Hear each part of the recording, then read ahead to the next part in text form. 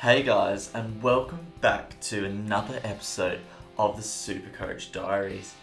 Today I'm going to tell you all about how my team's looking for round 8 and how it performed back in round 7. It's been a couple of rough weeks for us. I've had a few problems trying to get the team together, trying to get everyone on the field.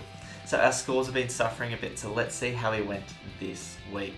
This week again was another pretty rough week for us. At least this time we got to 2,000 points, but still nowhere near good enough, only in the top 38% of the competition. And we're starting to slide backwards in the overall ratings. We're down to 14,000 positions, so we're not doing very well. We're starting to really struggle. I'm confident that we can get it back. We can move it back. We can move back up the ratings, but at the moment, we've hit a bit of a wall. So there were some pretty good performers this week. Kate Simpson had a pretty good week for me. Stephen Martin has returned to form, and Dangerfield had a really good game too. But unfortunately, I just had too many passengers, and still have too many passengers in the team. Brodie Smith had a pretty average game, and I'll talk to you about Brodie Smith in a minute. Brad Crouch had a really average game. What's happening is I've got a lot of injuries, so I've got a lot of my rookies on the field. While they're scoring good for rookies, they're not those big scoring premiums that I need. So it's hurt my team quite a bit with injuries and suspension and all that. So hopefully after this week we can start turning it around. So I've made two trades this week. One trade was I finally traded out Malira, who'd been sitting on my bench for a couple of weeks. He came back this week, but his break-even was so large, he was never going to get it. So I threw him out and brought in Petraka, who's going to be a big scorer for us. I've also brought Ben Keys in because he's scored decently the past couple of weeks, and today's his third week. This week is his third week, so he's going to make a bit more money. And I took out Callum Mills, who looked a bit sore on the weekend, and his break-even was starting to grow a bit, so he went out for the team for Ben Keys too. So that leaves me with 19 trades left and $374,100 left. I'm not liking the amount of trades I've got left. I think I've used too many too early.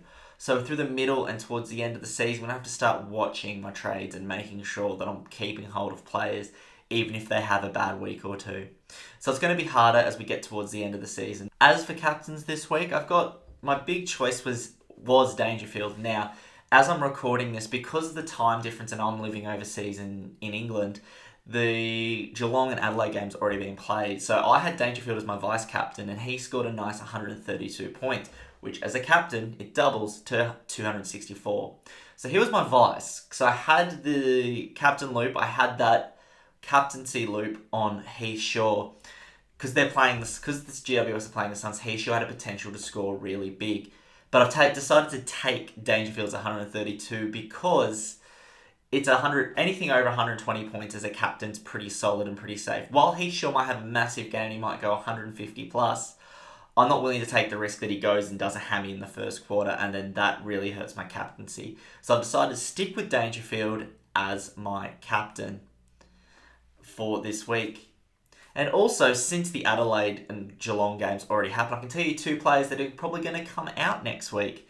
Brodie Smith scored 19 points, and with a break, he was 80 odd short of his break even, so he's going to lose so much money, so he has to go out. He's bleeding us money at the moment. So next week, I'll look to upgrade him to a Bartel, or maybe downgrade him to, depending on who's playing. Another one is Brad Crouch, who also has been pretty poor.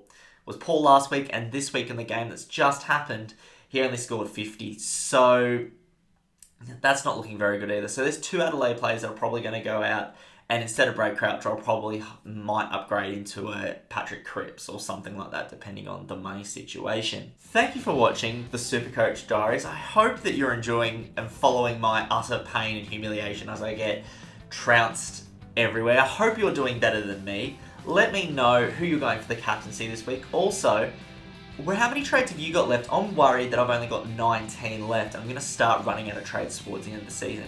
How many trades do you have left? Have you been saving them for the middle of the season, around the buys and the end of the season?